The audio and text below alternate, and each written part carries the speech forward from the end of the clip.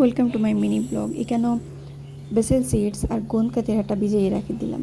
তো রাত্রে ভিজিয়ে রাখলে বালা মানে পরের দিন একদম রেডি হয়ে যায়, গিয়া সকাল থেকে খাওয়া যায়। তো গোন্দ কাতিরাটা খাওয়া বালা অ্যাকচুয়ালি বোন ডেন্সিটিভ লাগিয়া। আর তো এখানেও গাছ থেকে সব সবজি ফাড়া হয়ে গেল, এটা সব কাটিয়ে উঠিয়ে রেডি করে নিলাম। আর সবজি ভাজি খাইতে বালাও লাগে, আমরা ঘরে সবাই পছন্দও করেন সবজি ভাজি খাইতে। এখানে সব রান্না বান্না শেষ করিয়া গেলাম দিয়ে আমরা আপেল সোনার কাছে, তাহলে তোরা আদর করবার লাগিয়া।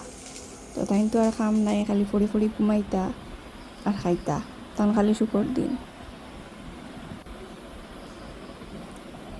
এর বাদে কেন ড্রাই মিট একটু চাটনি করে নিলাম, আর সরিষার তেল দেওয়ার পরে হাইরে মজা হয় গো খাইতে। দিয়া পালা করে মাখি লইলাম, তারপরে তো ওগুদিও ভাত খাওয়া যায়, আর কিচ্ছু লাগে না। Thank you for watching my video. আর ভিডিও ভালো লাগলে লাইক করবা, শেয়ার করবা আর ফলো করবা।